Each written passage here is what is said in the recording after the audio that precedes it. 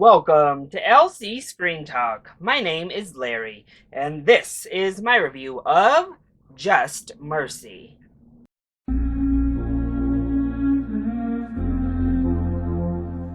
Just Mercy follows the true life story of Bryan Stevenson as he is fresh out of law school looking to make some sort of difference, defending clients on death row who can't afford to seek proper legal counsel.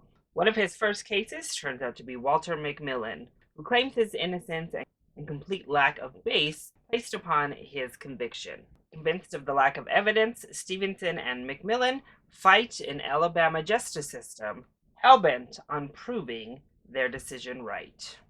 So I was so excited for this movie. I have been looking forward to this film. It's deep subject matter that would heavily affect me, some great actors that I love in the roles, and a true story about actual injustice here in the country.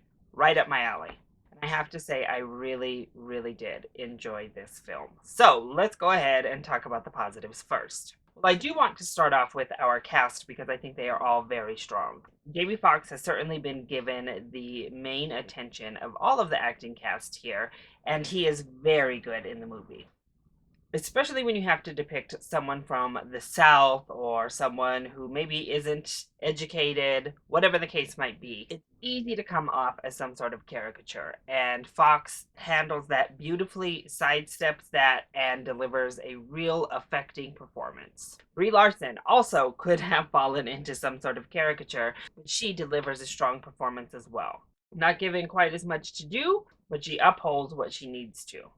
And Tim Blake Nelson gives a really great performance in this movie, one that borders on ridiculous, but ultimately he delivers a really great physical performance and is able to shine through the physicality and absurdity of the person he's portraying to find the humanity within there. It was a really surprisingly good performance from Nelson.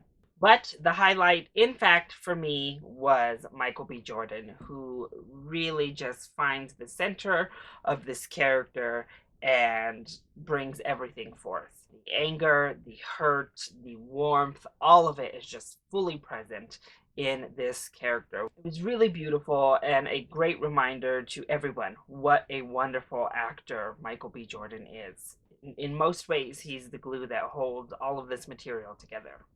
And the source itself, the source material, is great. Right off the bat, the true life story that this film depicts is powerful. It is one that needs the light shone brightly upon it, and I'm so glad that we've received this film, purely based on exposure to this material. Because these events were set in the 80s and early 90s, and they're still relevant in 2020.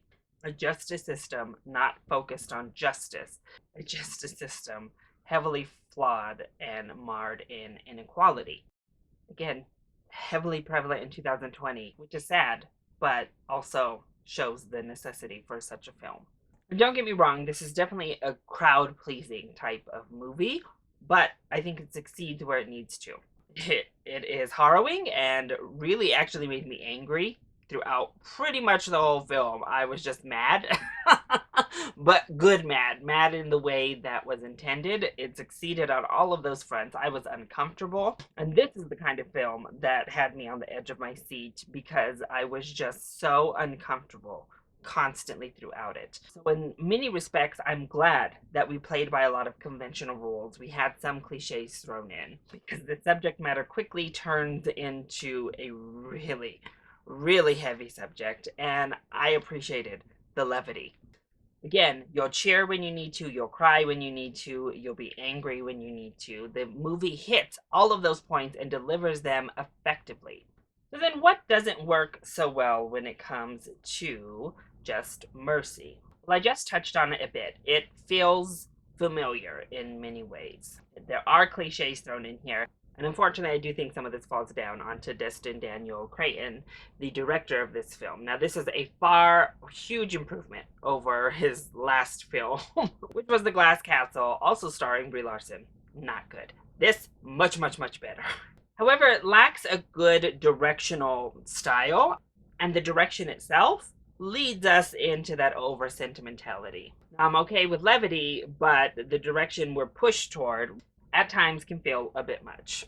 Also, the film is heavy handed. I personally don't have a problem with that. This is a movie that knows what it is and it delivers on that front, but others may find the lack of subtlety less than satisfying. I think there's a lot of realism in the portrayals here, whether or not they are pretty one dimensional stereotypical characters. I still, unfortunately, I think there is a lot of realism in what took place. But overall, I think Just Mercy is a very strong film, a harrowing, true story that thankfully received an adequate big screen adaptation. It doesn't break the will, it's not presenting some sort of high art form, but it succeeds in telling the story and confronting us, the audience, with the truth and the unfortunate reality that we still have to get angry, we still have to keep pressing on. And it makes a great case and analysis for the death penalty. Yeah. So if you're ready for a pretty heavy viewing going experience, if you are an emotional moviegoer, if you're just ready to dive on into the justice system, I definitely do think that this film will hit the spot for you. And I think it deserves a full price ticket. So that is my review of Just Mercy. I hope you enjoyed it. If you did, go ahead, click like down below and subscribe to the channel so you are always up to date on my latest videos. Also, join in on the discussion. Are you excited to see Just Mercy, or have you already seen it? If you have, let me know your thoughts either in the comment section down below, or you can hit me up on Twitter. I love you all so much for your continued support. Mwah! Thank you for watching, and I'll see you next time. Bye!